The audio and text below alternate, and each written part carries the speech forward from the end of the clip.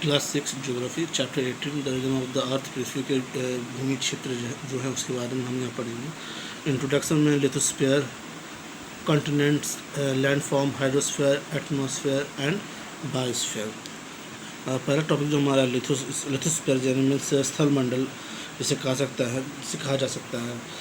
स्थल मंडल या लिथोस्फीयर में हम पृथ्वी की सबसे महत्वपूर्ण भाग है जिस पर पृथ्वी पर हम रहते हैं, या जिस सभी जगह एक समान नहीं, पर यहाँ पर बड़े बड़े ऊंचे पर्वत, शिखर, नदियाँ, घाटियाँ भी पाई जाती हैं। कहीं कहीं विशाल पठार है तो कहीं पर खुला विशाल मैदान भी है। पृथ्वी की सबसे बाहरी परत जिस पर मानव रहते हैं उसी को से ही लिथोस्फीयर स्थलमंडल भी कहा जाता है। पृथ्वी के धरातल पर परिवर्तन होते ही रहते हैं।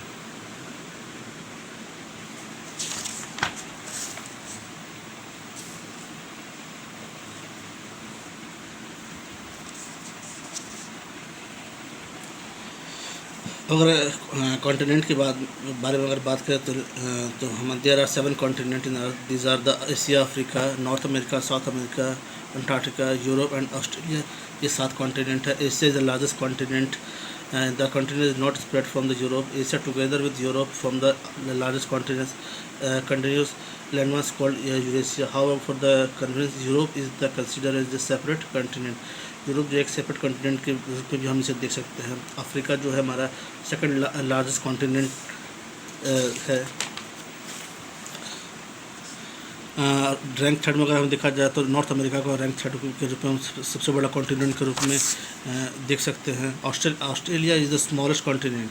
It is refer to the island continent is the surrounded by the water body on all side. Australia सबसे छोटा कॉन्टिनेंट है जो चारों तरफ से पानी से घिरा हुआ है।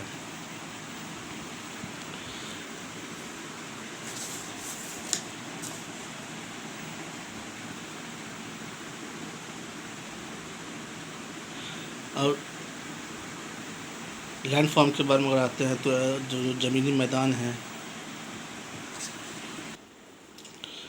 लैंडफॉर्म के रूप में अगर देखा जाए तो धरातल या समतल चौड़ा से कम ऊंचाई वाले मैदान को ही हम लैंडफॉर्म कहते हैं। इनकी ऊंचाई समुद्र तल से 350 मीटर से भी ज़्यादा हो सकती है। मैदान के कई प्रकार होते हैं। मैदान मानव निवास के लिए भी सबसे उपयुक्त स्थल होता है क्योंकि ये मैदान ही उसकी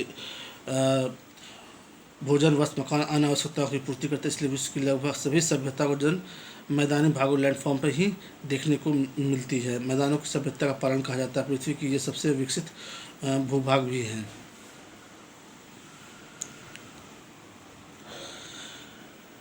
नेक्स्ट माउंटेन्स के बारे में देखें तो यह धरातल का वो भाग होता है जो ऊंचा होता है, विस्तृत एवं ऊपर से मेज की भांति सपाट हो और जो समुद्र तल से लगभग 600 मीटर या उससे अधिक की ऊंचाई पर हो। इससे पटपटा पर्वत हम कहते हैं। लगभग 600 या से 1000 मीटर की ऊंचाई पर ये देखने को मिलते हैं। इससे अधिक ऊंचा भी होता है, इससे पर्वत कहते हैं। पर्वत का शीर्ष भाग कम चौड़ा या चोटी नुमा होता है और संपूर्ण स्थलीय भाग जो होता है वो लगभग 20% भाग नुकीला होता है और 20% भाग पर्वतों का विस्तार पाया जाता है।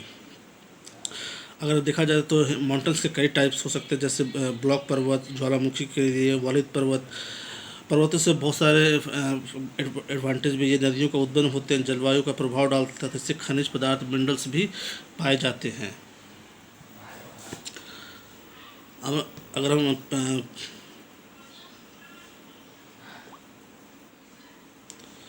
प्लेटूस के बारे में आते हैं तो पर्वत पठार है, तो इनके बारे में हम ये कह सकते हैं कि ये लगभग धरातल का जो ऊंचा विस्तृत ऊपर भाग होता है जो ऊपर से मेज की तरह सपाट और चौड़ा दिखता है। लगभग 600 या उससे अधिक मीटर की ऊंचाई पर जो चीज़ ऊंचा पठार को हम प्लेटू भी कह सकते हैं। पठार के कई प्रकार होते हैं, जैसे पर्वतीय पठार, महाद्वीपीय पठार, तटीय पठार, प्लेटू एक्सेट्रा। पठारों से हमें बहुत सारे मिनरल्स भी प्राप्त होते हैं। कई पठार बहुत ही फर्टाइल भी देखने को मिले हैं। नेक्स्ट हमारा हाइड्रोस्फीयर जलमंडल के बारे में। लगभग पृथ्वी का 2/3 हिस्सा, लगभग 70% जो है वो हमारा पानी से घिरा हुआ है। This water is present in the form of the seas, ocean, river, lake. ये पानी हमारे यहाँ समुद्र के रूप में, महासागरों के रूप में, नदियों के रूप में, झीलों के रूप में मौजूद है। ऑल ओशन आर इंटरकनेक्टेड, जो कि समुद्र सारे एक दूसरे से ऑल कनेक्टेड है।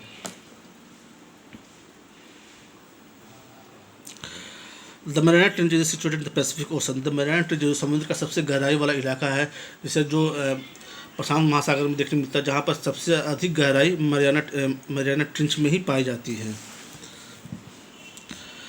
The Atlantic ocean is bounded by the north and south America, it's western side.